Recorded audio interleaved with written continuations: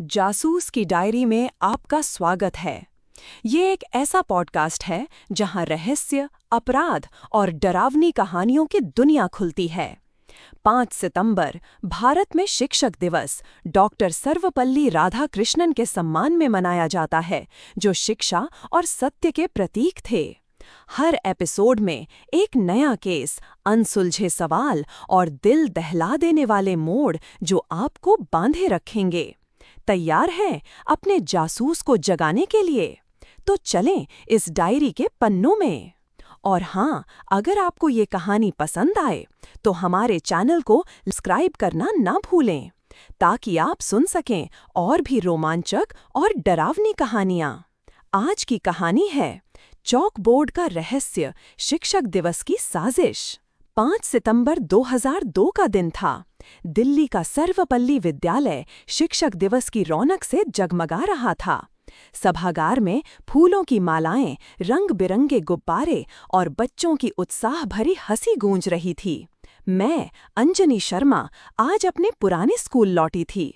एक जासूस के रूप में मेरी जिंदगी दिल्ली की गलियों में उलझी रहती थी, लेकिन आज मैं आई थी अपने गुरु प्रोफेसर राकेश वर्मा को धन्यवाद देने। वर्मा सर मेरे इतिहास के शिक्षक थे, जिनके रहस्यमयी अंदाज ने मुझे सिखाया था कि हर कहानी के पीछे एक गहरा सच छुपा होता है। लोग कहते थे लड़कियां जासूस नहीं बनती, लेकिन वर्मा सर ने सिखाया था कि सत्य की खोज में कोई लिंग नहीं होता। सभा शुरू हुई। वर्मा सर मंच पर आए। उनकी आंखों में वही पुरानी चमक थी। उन्होंने चॉक बोर्ड पर लिखा, शिक्षा का रहस्य 1947-2002 खोया हुआ खजाना।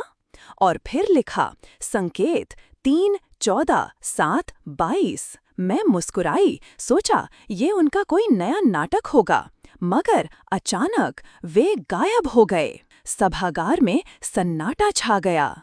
प्रधानाचार्य श्रीमती मिश्रा बोलीं, शायद वे अस्वस्थ हैं, लेकिन मेरे मन में एक बेचैनी उठी। ये कोई साधारण बात नहीं थी। मैंने अपनी जासूसी नजरें दौड़ाईं।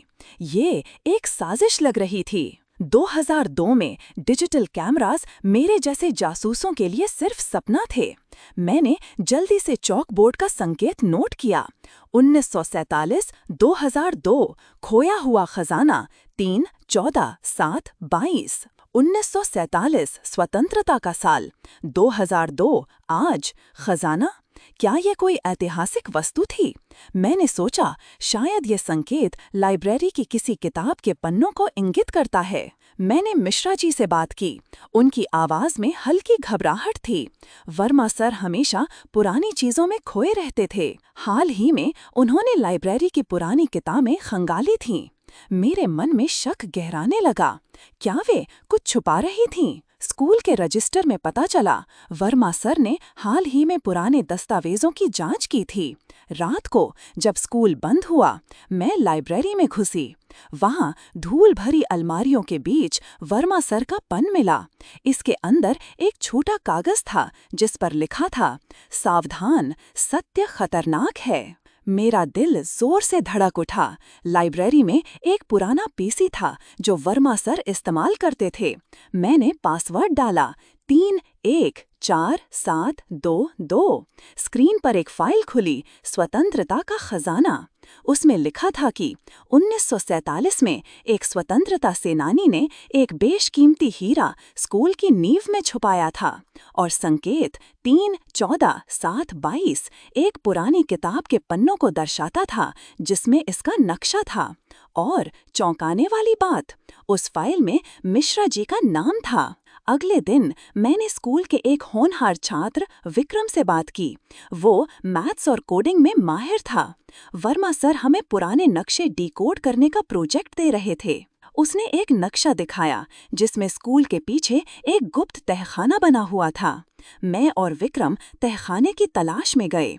वहां धूल भरी अलमारियां थीं। एक लकड़ी का बॉक्स मिला जिसमें पुराने कागजात थे, लेकिन जैसे ही मैंने बॉक्स खोला, एक ट्रैप डोर खुल गया। अंदर एक डायरी थी। उसमें लिखा था, हीरा सिर्फ बहाना है, असली खजाना ज्ञान है। तभी पुलिस आ गई। इंस्पेक्टर खान बोले, ये चोरी का मामला है, वर्मा सर गायब हैं और तुम संदिग्ध हो। मैं हैरान रह गई। जांच में पता चला कि विक्रम ने स्कूल के रिकॉर्ड्स में छेड़खानी की थी। मैंने उससे पूछा, क्यों किया तुमने ये सब? विक्रम रोते हुए बोला, मुझे किसी ने पैसे दिए थे। कौन? एक स्थानीय बिजनेसमैन राजेश अग्रवाल, जो स्कूल की जमीन खरीदना चाहता था। मैंने अग्रवाल से मिलने का फैसला किया। मैं कनॉट प्लेस पहुंची, उसके ऑफिस में।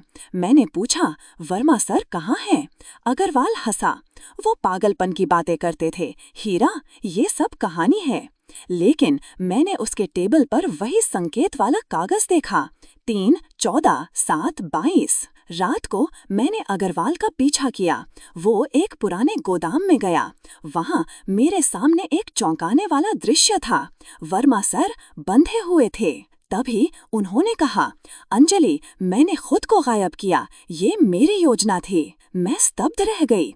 उन्होंने बताया, 1947 का हीरा एक मिथक था, असली खजाना एक दस्तावेज है। वो दस्तावेज स्कूलों में हो रहे भ्रष्टाचार को उजागर करता था और अग्रवाल वो उनका सौतेला भाई था। मैंने वर्मा सर को बचाने की कोशिश की, लेकिन अग्रवाल भागने लगा। पीछा करते हुए हम स्कूल वापस पहुंचे। चौक बोर्ड पर एक नया संकेत लिखा था, सत्य जीतेगा। विक्रम ने मदद की। उसने अग्रवाल के पुराने फैक्स मशीन से सबूत निकाले, स्कूल की फंडिंग में बड़े घोटाले के कागजात।